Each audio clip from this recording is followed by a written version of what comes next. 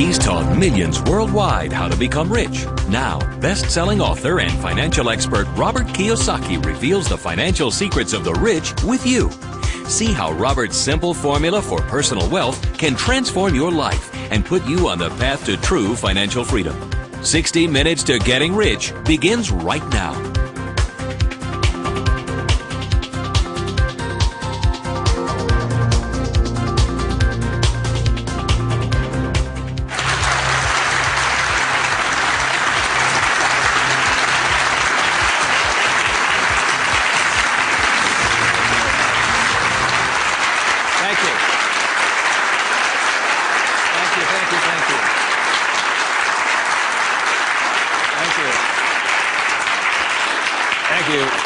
Very kind. Thank you very much. First of all, thank you for coming here this morning, and some of you came from some great distances.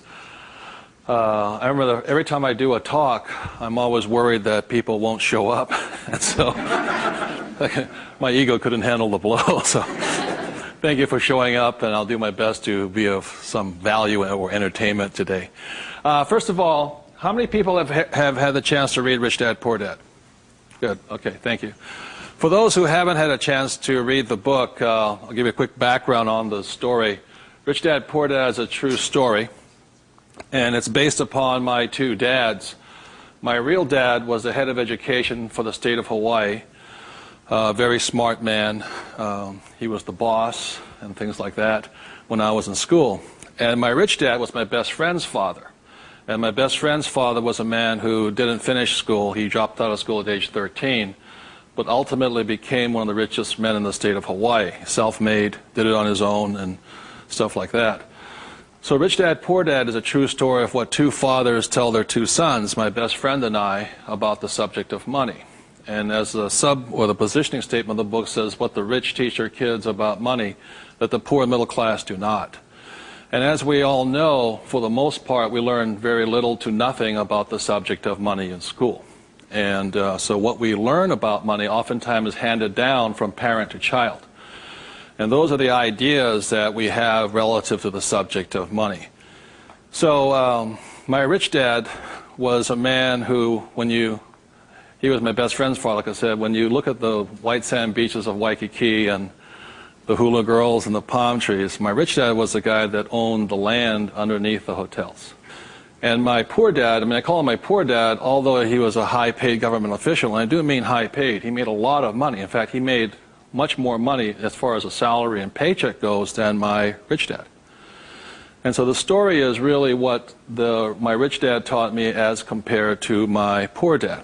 And so what we're going to be going over today are some additional ideas and thoughts and information that may assist you in getting wealthier, easier, quicker. How many people would like to get wealthier, easier, and quicker? Good. Thank you. So in contrasting them, most of us have heard, like my poor dad, very middle-class man, smart man, but he had middle-class ideas when it came to money and values. And he always said, son, our house is an asset, and it's our largest investment. And my rich dad would say, here I'm 9 years old, I go, okay, I got it, Dad, I got it, right? And then I would go over to my rich dad's house, and I would say, my dad just said, our house is an asset and our largest investment. And my rich dad would say, well, that's why your old man's not rich, is because your house is not an asset, and if it's your largest investment, you're in really big trouble. And that's when the contrast that started to hit me. And then my poor dad always said, do you think money grows on trees? And his favorite words were, I'd say, Dad, let's buy this. He goes, I can't afford it. And my rich dad said he forbade his son and I from ever saying the words, I can't afford it. He said, the moment you say you can't afford something, it becomes true. So the power of the spoken word or your thought has the ability to become what you think is real in the world. So if you say, I can't afford something, that becomes your real world or reality. And what my rich dad said instead was, instead of saying I can't afford it, simply say, how can I afford it? Or in school, a lot of times, with, I'd say, hey, Dad, guess what? I'm going to be a millionaire. He goes, you can't do that. And my rich dad said, never say you can't do something. Ask yourself, how can I do it? And he said, and just in the switching of those words, if you say, how can I afford it, your mind opens up to the possibility. And your mind then has to go to work. This is your single most powerful tool you have is the brain. But if you say, I can't afford it, then the thing goes to sleep and it sits there, goes dormant, and doesn't have to do any more work. You're the one who's doing the work then. So those are some of the subtle, differences. My poor dad, the school teacher, the head of education, always said to me, he says, son, go to school, get good grades, get a safe, secure job, high-paying job, and work hard. And my rich dad said, that's a good idea if you want to work hard all your life. He says, but if you want to get rich, you have to learn how to have money work hard for you so you don't have to work for it. And you also have to learn to buy companies. Don't be the guy applying for the job, be the guy that's handing out the job. But I want to give you something I rarely say to people, is that there was 3 main points that I think made a difference in my life. And point number 1 is that I realized very early on in life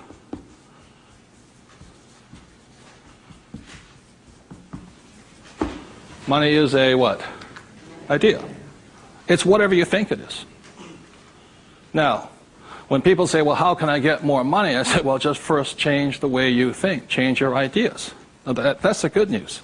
That's all you have to do. I realize when I talk to people about money, I'm slamming straight into their ideas. And, a lot of times with money, there's several subjects you don't talk about at the dinner table: sex, religion, politics, and money, and whatever. And the reason for that is it's a very volatile subject. Whereas in my family, my poor dad, the school teacher family, was, I'm not interested in money. Money is not that important to me. And began to realize that was my poor dad's idea, was his attitude. Whereas my rich dad always said to me, money is power. Money gives you power. Respect it. Treat it respectfully. So there's all these different ideas about the subject of money. The thing I hear people say is, I'll never be rich. And that becomes a self-fulfilling prophecy, you see. And that's why money, just as an idea, is so powerful. And when I talk to people, I oftentimes ask them, I said, what did your parents tell you about the subject of money? Because that becomes real.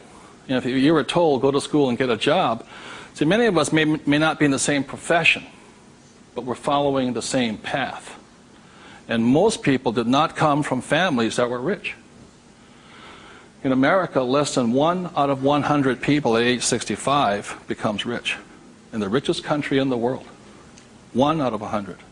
4 become wealthy. I think 56% are dependent upon the government or a pension to take care of them. And they start going downhill. So what I had to do, what I'm going to be talking to you about, is I had to watch my ideas, I had to watch what I said, and I had to watch who was giving me the ideas. Okay? Because they're not the same. Like you go to one doctor and they say, eat a low-fat, high-carbohydrate diet. You go to another doctor, they say, eat a high-fat, low-carbohydrate diet. Somewhere you got to make your choice. Number 2, the thing that I learned by having 2 dads with their contrasting points of view, I realized this really early on.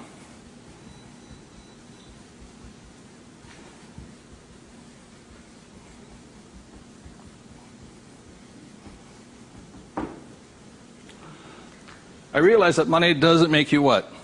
Rich. Because my poor dad made more money than my rich dad.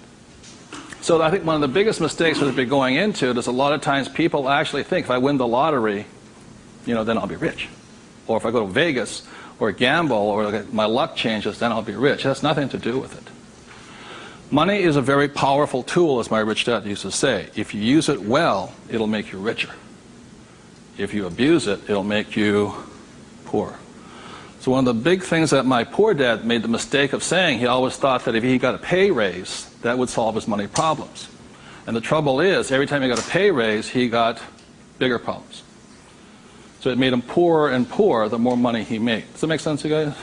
That was a very big problem with him. And then the third thing I realized by having 2 dads and having 2 contrasting points of view was that there's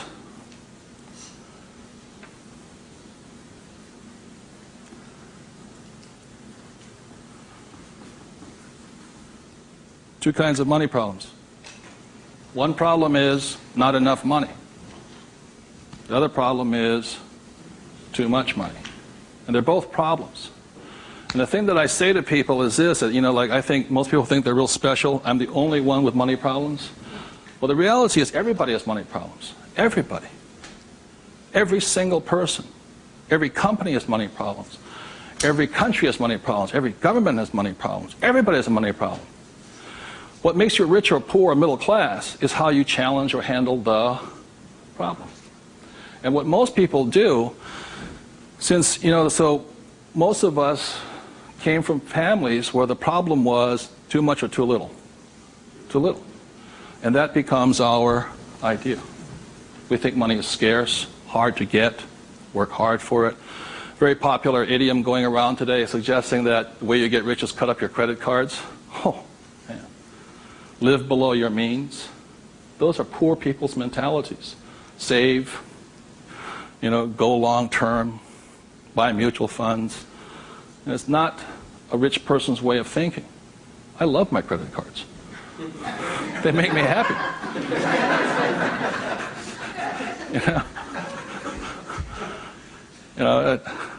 I drive, he says, drive a cheap car. I don't look good in a cheap car. I don't feel good. Now, the point I'm making here, again, there's poor, middle class, and rich. And very early on in my life, I really realized that being poor and struggling did not look good on my face. I did not like it. But I grew up in a family that if you were rich, the idea was that you were crooked, evil, not caring, inhuman, not generous, and all that stuff. So if I said I want to be rich, then I went against my family's values.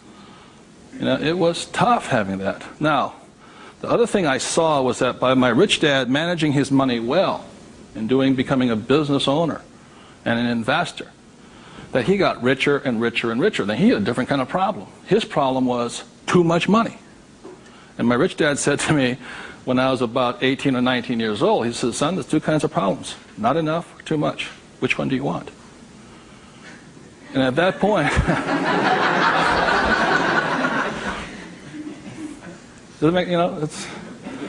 and so I made an obvious choice. I said, I like the one with too much. I want to have that problem. And it's a very big problem. So knowing these three different things, I could make different distinctions and different choices in my life. The big point I want to make today is that money comes down to fundamentally a choice. That's all it is.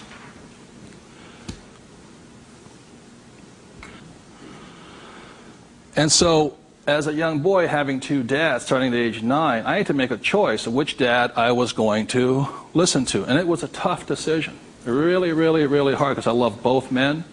Both men were big men. If there was a role model that they filled, they were tall, and they acted like John Wayne or Robert Mitchum, not Pee Wee Herman. They were big, strong, powerful, good, honest, hardworking men. I love them both. But their ideas were almost polarized, completely opposite.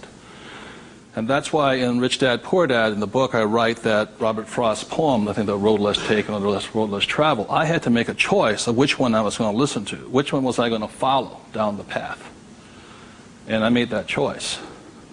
And it was a hard decision because I had to go against my whole family's culture, beliefs, and they're all school teachers. When I came back from Vietnam, they said, I got my bachelor's degree. I got that Bachelor of Science. They said, now, son, you are going for your master's, aren't you? I said, I kind of doubt it. He said, but you won't get a good job. You get a better pay raise if you have a higher degree. I said, I'm not going to get a job. And it's hard. You sit at the dinner table and there's no conversation, Well, you going to get your doctorates? I said, well, if I'm not going to get my master's, I don't think I'm going to get my doctorates. Yeah, but you get a better pay raise. They came from the government model that it was not what you did, it was how high, what your degree was that you got paid by. And that's their reality. It's not my reality. So I had to make a choice. And the thing I say to people is that in many ways I'm more like my poor dad. You know, when I retired in 1994, sold my company and all this, I was set for life. You know, I realized that I'd been too much like my rich dad, and that I wanted to run the second half of my life more like my poor dad, but I was going to teach people what my rich dad taught me. And that was a decision I made. But the thing is, it's a choice. And my propensity, my natural inclination, my genetic makeup, my mental makeup is more to be poor. I have to fight my natural inclination to go for job security, to play it safe, save money, invest for the long term, all that other rot my father believed in. The point I'm making here is this: every morning I get up, I still make the same choice. Every morning I get up, I make the choice. Do I make the choice to be poor, middle class, or rich? And we all have that choice. You know, we have to, as individuals, make that choice. By the end of my talk today, you'll find out how easy it is to become exceedingly wealthy. But it's just a choice. Okay. So my intention is to maybe shake some of your core values. You know, think about the way you think, change the way you think. You may want to make some new choices and things like this. That's my purpose. So what I'd like to ask you to do is you find a partner. I'll give you about 30 seconds, and you can just talk it over. You talk about what your parents taught you, what choices you had, but more importantly, talk about this subject here. It's just an idea. What were some of the ideas you got from your family? The idea that you think you work harder and make more money, will that make you rich? I don't think so. And there's only two kinds of money problems. Which one do you want? If you're sitting by yourself, break out a notebook and just write down some of your thoughts. Because really, it's just your ideas that cause you to be rich, poor, middle class. So we take about 30 seconds and discuss with the person next to you some of these ideas. Thank you.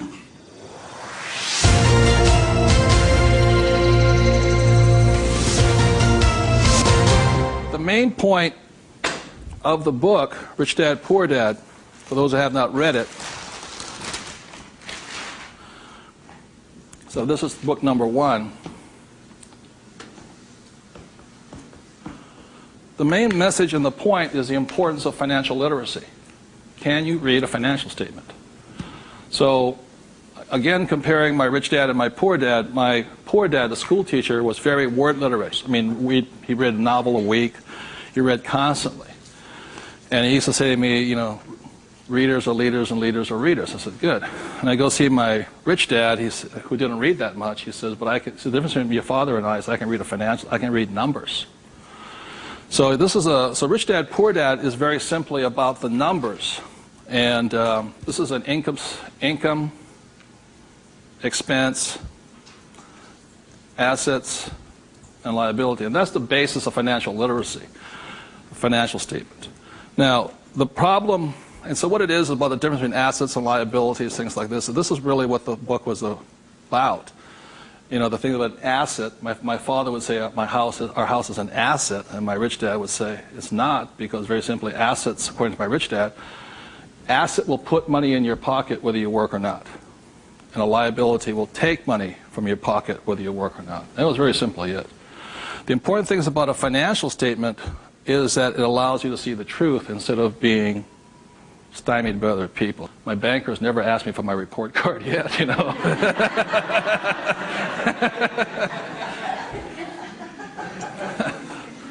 And what your banker asks for is your what? Financials.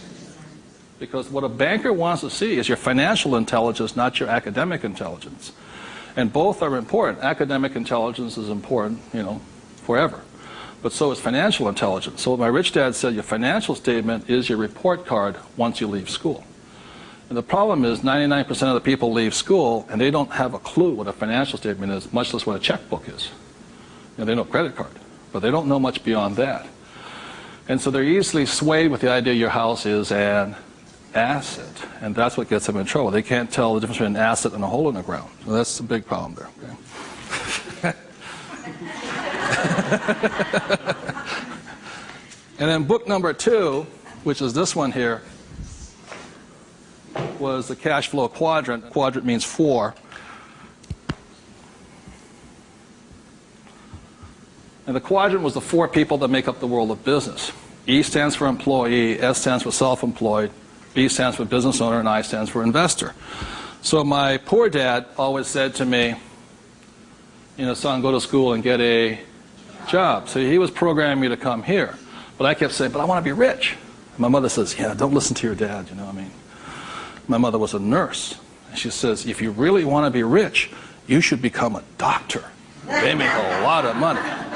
So my mother was saying become, you know, specialist, self-employed, or small business owner, independent. You know, you hear people say, if you want to be successful, get a profession. You're like, something you can fall back on. You know, become a plumber, electrician, attorney, accountant, something you can fall back on. Because these guys are the smart guys. You know, these are the people that become doctors, lawyers, accountants, and they're really the brains of the class. My rich dad said to me, you know, Robert, you make a lousy employee. You can't follow orders. You don't like sitting still. And you're not very smart. I said, right. He says, you'd be very good over here. He says, because these guys aren't that smart. And that's the truth. That's why some of the richest people on earth are over here, because they're not smart. But they know how to surround themselves with smart people. And that's one of the biggest differences. And the other part is the investor. And the investor uses a different mentality, different emotions. The investor wants their money to work for them. And their words are, what's my return on investment? How soon I get my money back? See, most people have the money in a 401k. That's not an investment plan, it's a savings plan. An investor would not do that because it ties that money up too long. I want my money in and I want my money out. I want to know when it comes back to me. It's called velocity. How soon do I put it in? How soon does it come back? Savers put it in and they leave it there forever. It's a different value system. My rich dad said, you always tell an employee by their words. They use the same words all the time. So an employee will always say, I'm looking for a safe, secure job with benefits. Always. My rich dad also said you can always tell a self-employed person because they'll say such things as, I'm going to charge you 6% commission, like a real estate salesperson, or $100 per hour, or I'm going to charge you for the job by this much. So they go, for these people, time is money. And the business owner, what they say, I'm looking for the smart people, best people, I'm looking for the best system. They don't, because they want to move on and start another business. They want to have multiple corporations. Very big difference. And an investor says, I want an ROI. Now, the theme song for the self-employed, the difference between the small business owner and the big business owner is very simply this. A big business owner, if they do the job right and build the company, they can leave. And when they come back, the company's doing better without them, more profitable because they have the bright people running it. A self-employed or a small business owner, if they leave, the income goes where? Down. Or if they have employees, they just ferret out they just take everything, the thing falls apart. So that's the difference. And also the difference between an S and a B is the size of their ideas. Like a lot of times I meet people come up to me and say, I want to start a hamburger stand. You know, one hamburger stand, you know. Whereas the same guy named Ray Kroc comes and says, I'm going to build a hamburger stand all over the world. Difference in vision, idea, and leadership skills. They're very, very different people. And the reason they're different is because emotions. This person here values, it's fear, so they want security. Security drives them hard. So they're fearful. This person over here is lack of trust. And these guys, they're highly specialized. They're also the most satisfying, you know, because they have their own time, their own life, and all this. They're very happy this way, but it has its limitations also. And generally, these people are limited to about $500,000 a year max in here, just because time is money. Over here, it goes unlimited, how much you can earn. So there are very, very big differences in the thing. The investor here, their thing is they're neutral, emotionally neutral. In other words, what that means is they don't care if you're winning or losing. When somebody says, I go to somebody, the stock market's going to crash. But mutual funds get wiped out. They're not neutral. They're reacting. A true investor doesn't care if the market goes up or the market comes down because they're going to make money either way. That's an investor. They really do not care. They know that losing is part of winning. It's called money management, how well you do that and all this. Very, very neutral. And this person over here, the emotion is patience. You have to be patient. These guys want to get paid now. These people may not get paid, I think the average, 3 years, right? They don't get paid. That's why the first question when somebody comes to ask me to invest in their company is, are you willing to work for free for 3 years? I go, no. I said, well, I don't invest with you. Because you're still thinking like this. So those are the emotional differences. Because today, just being an employee is suicidal. Today you have to be employee plus an investor. You can be self-employed plus investor. Okay, you have to be on both sides of the quadrant, is what I'm saying, minimum. Whether you're here, here, or here. If you ever want some time off, you have to be an investor today. So very simply on, starting from the age of 9 and 10, I started here and I stayed here. That makes sense, you guys? I stayed here. Because this is my money working hard for me, so I don't have to work hard for money. It's a different point of view. They're very, very different. The rich have the best investments. Number one, because they have money. People say, how do you find the deals? Get rich. Because if you have money, they come find you. It's really simple. The thing about this one here, the richest or the fastest game in the world played today, the way to get rich forever has been this one. I talk about in this book how my rich dad went and bought one of the best pieces of white sand beach in Hawaii. And I said, how did you afford that? He wasn't making any money. He didn't have a job. He wasn't this. He says, how do you afford the best piece of beach in Hawaii? He says, personally, I can't afford it. See, none of these people could afford it either. It was about $10 million. Individually, you cannot afford it, but your business can afford it. It's one of the biggest secrets of all. So the reason I started here and learned to build businesses so I could invest. So I can take down bigger and bigger properties by this. Individually, I cannot do that. I don't earn enough money as an individual, but my company can. So the thing about the third book, which is Rich Dad's Guide to Investing, is called the 90-10 Rule of Money. The 90-10 Rule of Money very simply says is this, is that 10% of the people always make 90% of the money. Always. That's a very big part of it. And a big part of the investment book is how do you take your idea, build a business around it, and take your business public. So the reality, as I know, is every single one of you sitting out there in the audience, you have an idea that can make you exceptionally wealthy beyond your wildest dreams. Every one of you is creative enough to have an idea. The trouble is, when you went to school, they didn't train you to be a business owner. They trained you to be an employee, working for the rich.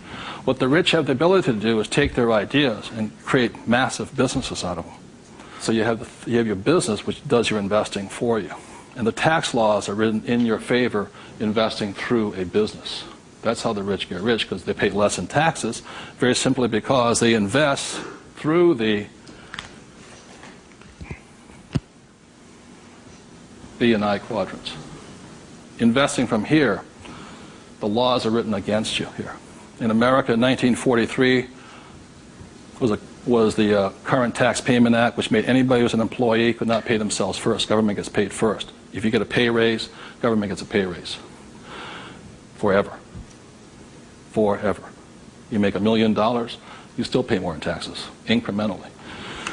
1986, they passed the Tax Reform Act of '86. All doctors, accountants, attorneys, and the laws were changed against them. But they never changed the laws for the rich, because this is how the rich have gotten rich, by owning corporations and businesses. And that's been in effect since 1215, which is the signing of the Magna Carta. So ever since the thing is, you have to know, you want to get rich, you have to play by the rules of the rich, because the rich make the rules. And for the last thing I'll say about taxes is this. If you're an employee, the tax laws is that your financial looks like this. If you're a business owner, your financial looks like this. And the big difference here is this, is as an employee, your first line item expense is tax. If you're a business owner, it's the last. That is the biggest loophole ever. And that's why the rich get richer. They can take their money that comes in here and goes in here, and these guys, the money comes in and goes there. Very big difference. So would you take 30 seconds and discuss whatever you have heard so far? Thank you very much.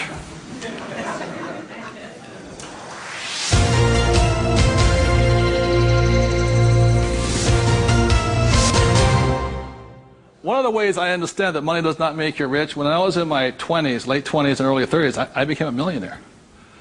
And it went straight to my head. And, you know, when you have money, you think your IQ goes up. And in reality, your IQ goes down, you know. And it was fast cars and even faster women. And I was a millionaire. I was a bon vivant around Waikiki. Now, I don't regret a thing. It was a lot of fun. But the more money I made, the more stupid I became. Anybody ever had that problem? So that's how I learned. I made a lot of money, and it made me instantaneously poor because I still had poor habits here. You see this right here? This is financial literacy or financial intelligence. If you cannot read a financial statement, you cannot tell what's happening. You cannot read. And what you don't see here is how the rich make more and more money because of this one little loophole here. You know, that's my account. You know, over here you hit 335,000 in income, and your tax rate keeps going up. Over here you hit 335 in income, your tax rate goes down. The laws are written for the rich by the rich. Period. So, very quickly I'll go into a financial statement. And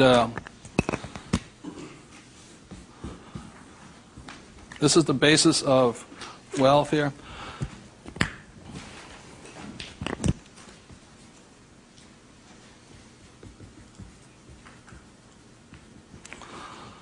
So what happens to most people is they say their house is an asset and all this. My rich dad said, your house is not, whether a house is an asset or not, has nothing to do with this thing here. It has to do with the most single important word in business, and that word is called, what's the word? Cash flow. It's cash flow determines it. So, very simply, when I was 9 years old, my rich dad said an asset is something that flows money into your pocket, and a liability is something that takes money from your pocket. Just because your banker or your accountant says your house is an asset doesn't mean it's an asset. So when I read a financial, I see something listed here, and then I see whether it lodges up here. Now, if it doesn't lodge up here, then it must be going this way. It's going out the expense with no income. Does that make sense, you guys here? That's a very simple way of looking at it. Now, taking it one step further, this is where the confusion sets in, is very simply because if you buy a house for, let's say, $100,000, and you get an $80,000 mortgage on it, you put $20,000 down, the problem is your house is listed both asset as well as liability, and that's where the confusion starts. It's listed in both sides, and that's the problem. So the thing here is this, and by the way, the word mortgage comes from the French word mortir, which means death. You know, so that means you're engaged until you're dead with the house, and it's staggering. So let's say you buy this little green house here. Okay. The way you know it's an asset or liability is, let's say I use it as a rental property, and after paying all taxes, you know, taxes, insurance, and expenses, and all this stuff, I make $100 a month. It shows up over here under income of $100 a month. Now, if let's say I have a tenant who trashes the place, doesn't pay me rent, takes me a year to evict the bugger, immediately that house becomes a what? Liability. So the house can be either asset or liability. But it's not because it's an asset or liability listed here. What determines if it's an asset or liability is income and expense. So what makes a person struggle financially is that what they do is they go out and buy a house, and they call it an asset. So you have a house mortgage over here. You buy a car, you call it an asset. You buy yourself a Gucci suit, that's called an asset. You get a gold watch, it's an asset, and all this. But they're really what? Liabilities. And so what happens is, I can tell if a person's rich or poor or middle class very simply by reading the financial. I can look at the financial and see this. If money's coming in and money's going out, this is the cash flow pattern of a poor person. It's not how much money you make. It's how you spend your money. I know a doctor here in Arizona, he makes over $500,000 a year. But he spends $525,000 a year. It comes in and it goes what? Out. He thinks like a poor person. Okay. The average middle class person, because they have a job and the bankers like people with jobs and all this, they get all this stuff. This is their cash flow pattern. They have huge long-term liabilities. They're illiquid.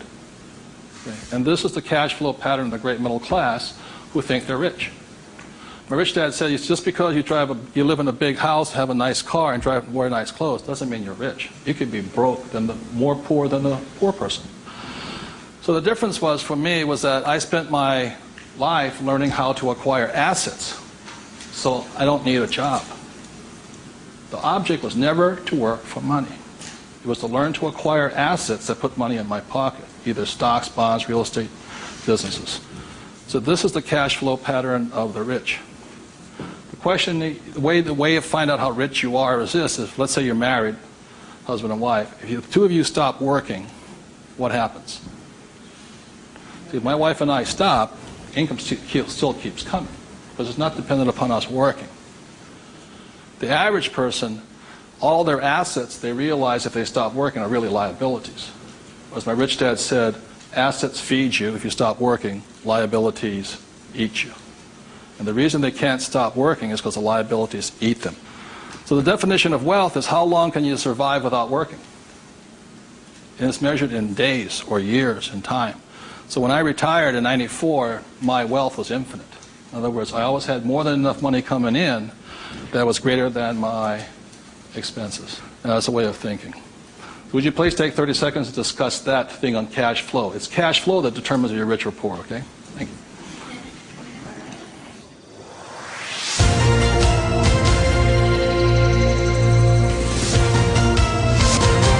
So one of the things I want to be clear on this is whether you're an employee, self-employed, business owner, or investor, the most important thing is this asset column here is your business. One thing my rich dad said, you got to mind your own business.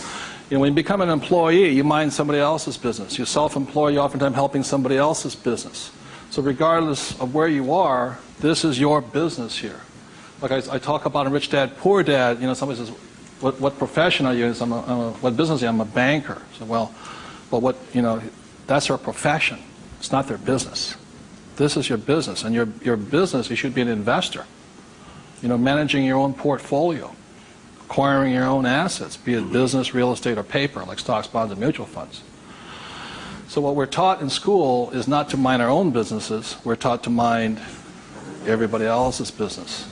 And that's my message, is mind your own business. That's how you get rich. Okay? So moving on, last thing is this. So when a banker says to you your house is an asset, he's not lying to you. He's just not saying whose asset it is. It's his asset, right? So when you go across town, you go to your friendly banker, and you'll see that your mortgage is listed under what? Their asset column. So that's the fact right here. It's mortgage here. And the way you know it's an asset, and they list it that way. I'm not telling you something, that they list it that way. The way you know it's an asset is because your mortgage puts money in their pocket. And your mortgage takes money from your pocket.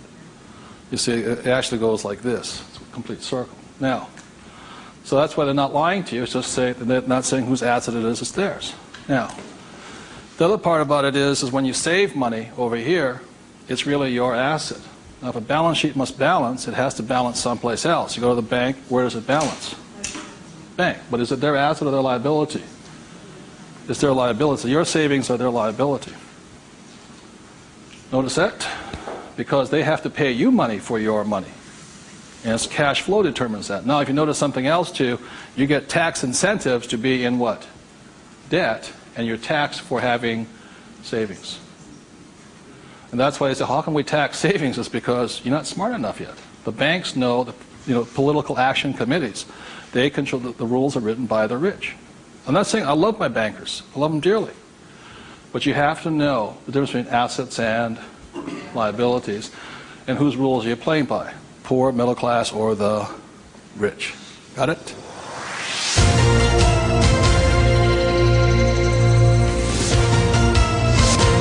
I'm going to talk about a subject that's getting nearer and dearer to many of my peers' hearts lately. And the subject is retirement, or the lack of the ability to retire. So I said the way I retired early has to do with the issue of this.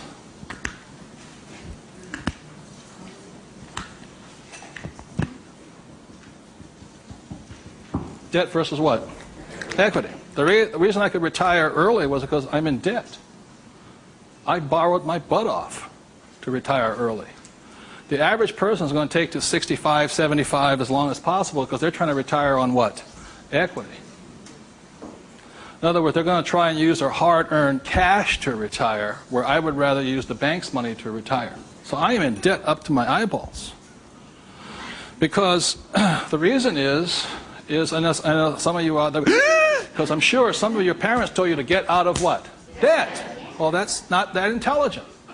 Because you have to know there's good debt and what? Bad debt. And most people are loaded with what? Bad debt. And if you want to get rich, load up with what? Good debt. And the question I asked those bankers, I said, let me ask you this. How long would it take you to save $1 million? I'll ask you guys, how long would it take you to save $1 million? A couple of years at least, right? Yeah. How long does it take you to borrow $1 million? About 10 minutes. If you have good financials. And that's the difference.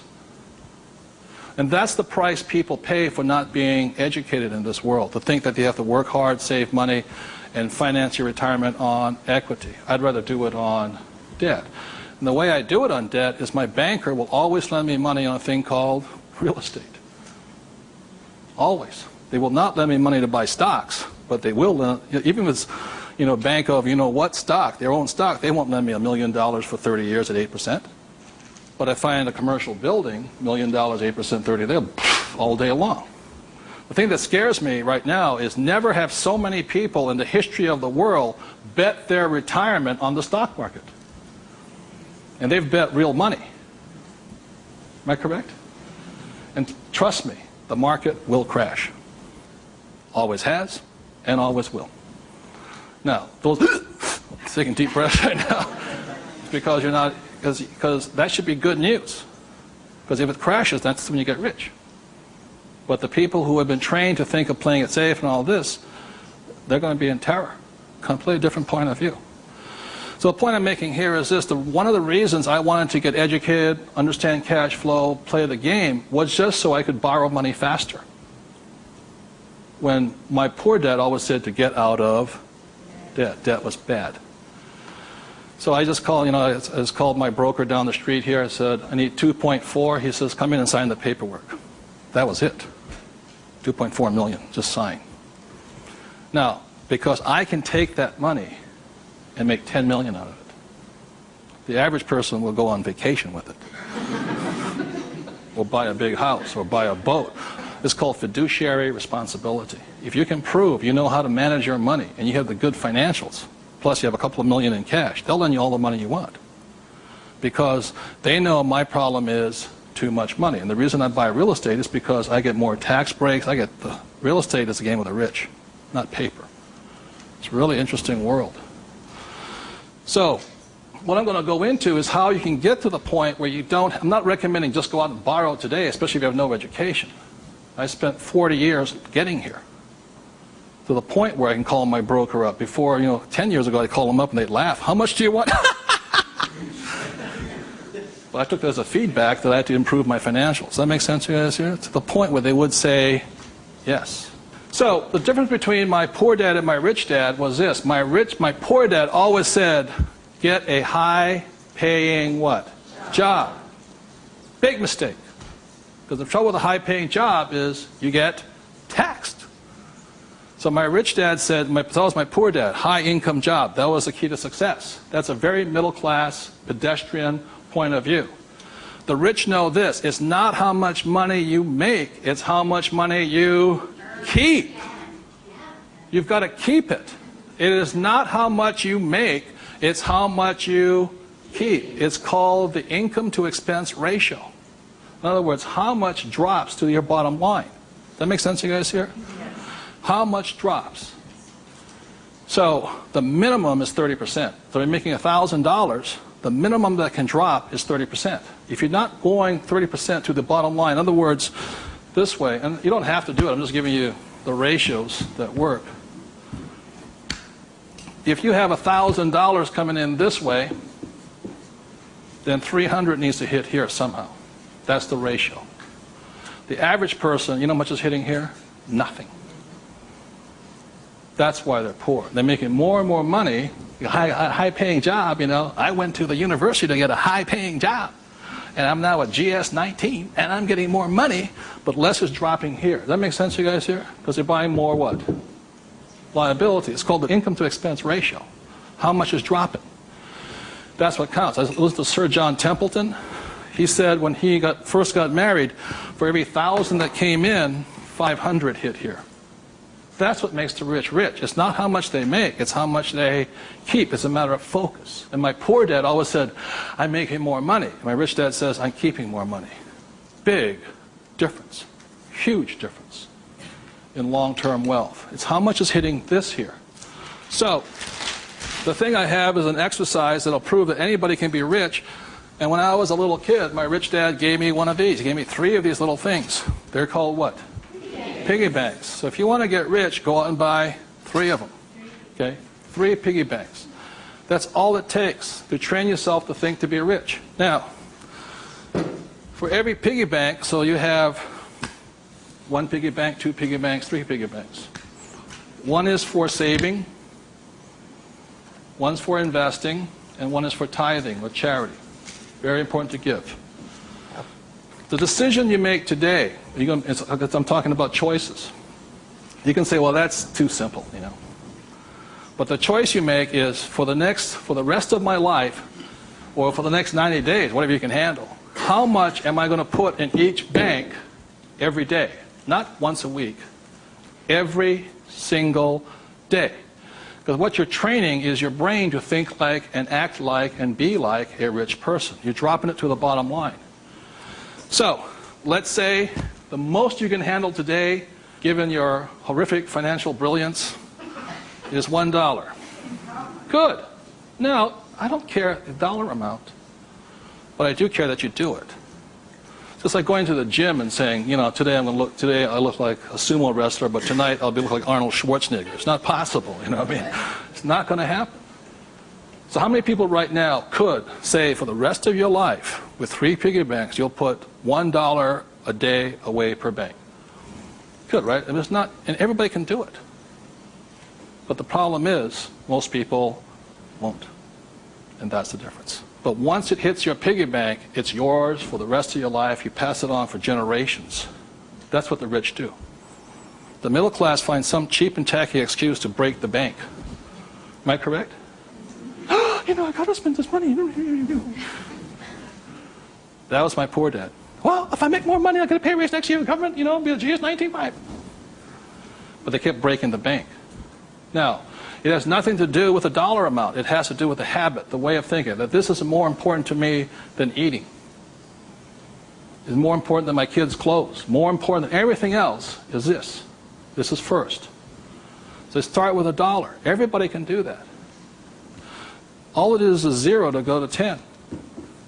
Now, at this point, people say, well, that's not that tough. Try $10 a day. Then you see some heartbeats. At that point, you're now at the boundary of what's possible for you. It's only a 0 added on to it. And you want to spend it. Now, if this becomes easy at $10, then just up it to, and you'll find your heart rate going up. So when people say, well, this is a simple exercise, I'm beyond it, then try going to, it is not the dollar amount. I mean, it's not the things, it's the habit. And you know you're a stud.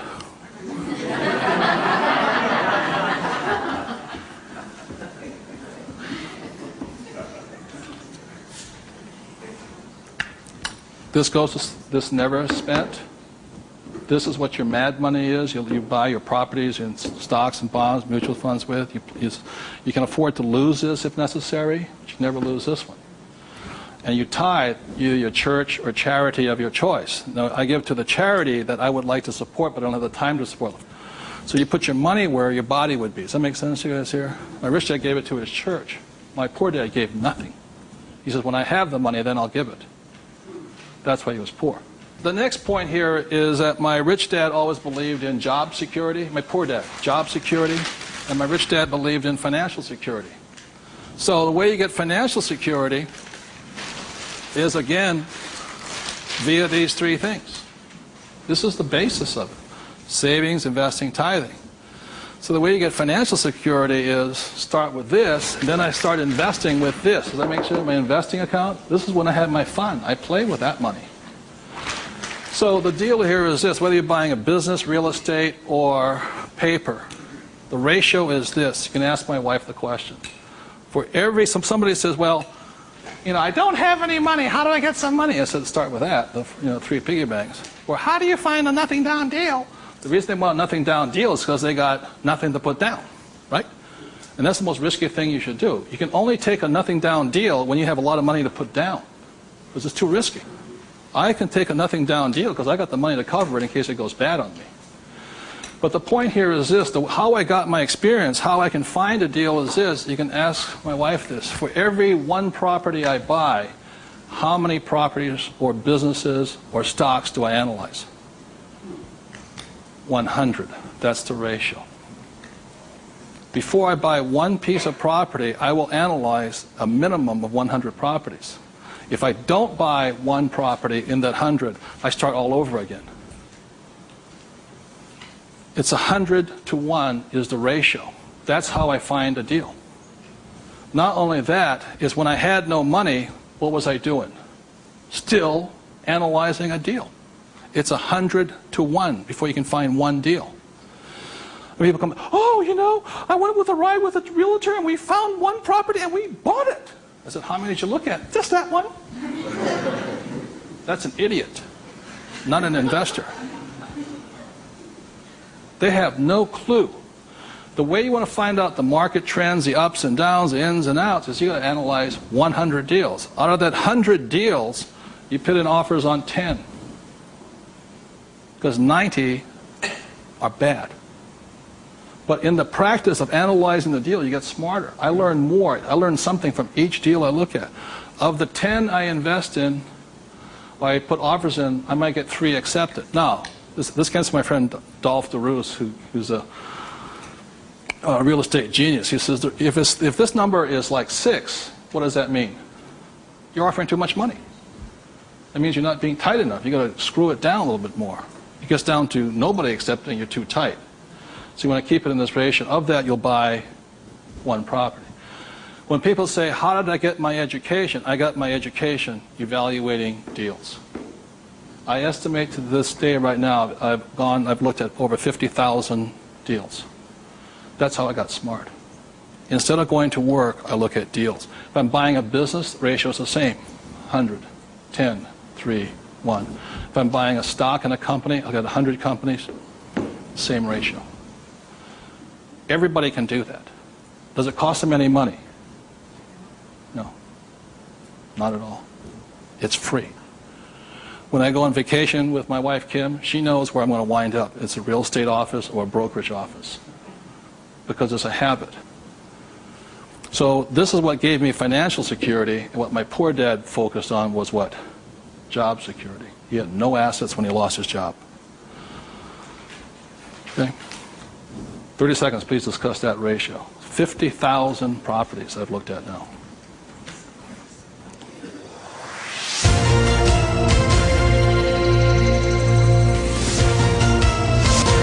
I'm going to do one last thing that, in my experience, keeps most people poor or struggling financially. So remember the 3 piggy banks? That gives you the money. Doing this, 100 deals. The reason I don't have a job is because it would interfere with me looking at deals. I don't want to do that. I'm looking at a deal constantly. That's the people that work with me constantly. That's all I'm doing is tracking down deals. It's a waste of time to work. I don't get rich. So that's the thing. The second part is most people don't have the time to spend the time to get rich. They're too busy working for the money. And the third part is most people say it's risky or it's fearful or they chicken out. You know, they see a deal. Even if they see it, they back out. And I've seen so many people do it. And the reason for that is because if this is an iceberg, okay, most people, they say, I'm going to get the 3 piggy banks, I'm going to look at 100 deals, but it comes time to put the money, we call go hard on the dollar. Got to go hard. If this is your conscious mind, let's say, this is your what? Subconscious. Money, sex, politics, religion. This thing takes over. I have seen people go, hey, I might lose money, when the stock market crashes, and when this is bad, and I'm going to call my accountant, my attorney. This talks.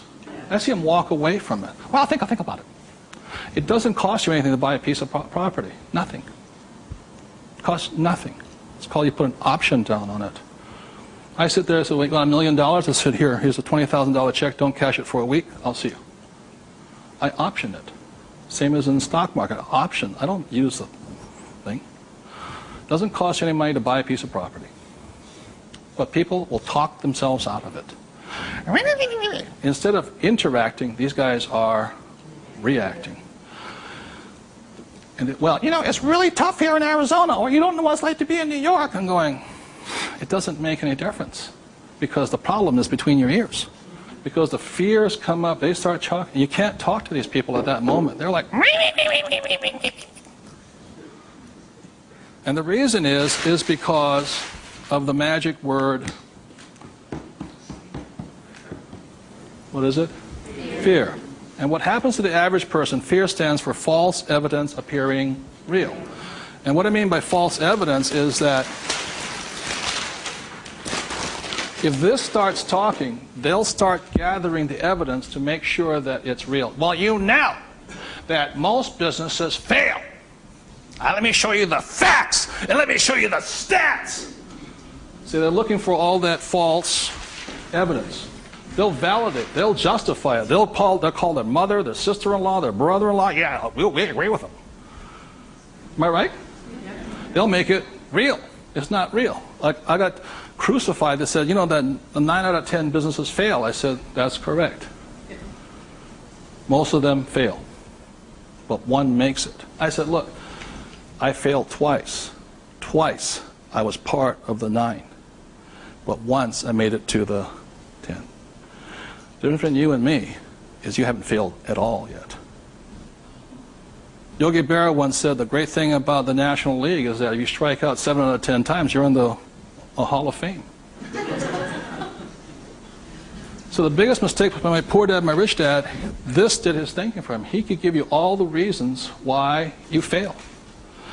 When I failed, I felt terrible for about a year. It was horrifying. I lost millions of dollars. Self-esteem, I was homeless again, on the street and all this. But once I got that back, I was stronger. Then I failed the next time. Well, but 6 months, depression. Third time I hit it. Difference is my poor dad said, you failed. My rich dad says, you haven't failed enough. There is a difference. And my rich dad also said, failure is part of success. People who avoid failure also avoid success. So your biggest expense is not what you spend. Your biggest expense is the money you're not making because you're afraid. So the thing that my rich dad taught me very early on, called fear.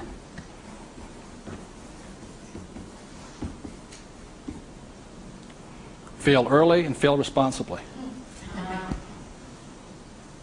Look, if you know you're going to fail, do it now. Don't wait. Because each time you make a mistake, you get smarter if you do it responsibly. So the thing that I do is when I fail, I go, like I said to my investors a couple of 4 years ago, I said, I need to raise $3 million. The chances are we're going to fail. And if you can't handle the $50,000 shot, don't put your money in here. There's a good chance I'm going to fail on this one. So people left the room, and I got more money because I was forthright with them. I said, if I lose it, I'll tell you I lost it, and I'll tell you the next deal. But failure is part of the process. So the thing that I say to people is fail early, correct, but fail small. The first deal my wife and I did when we got back into real estate was a $45,000 deal, $6,000 down.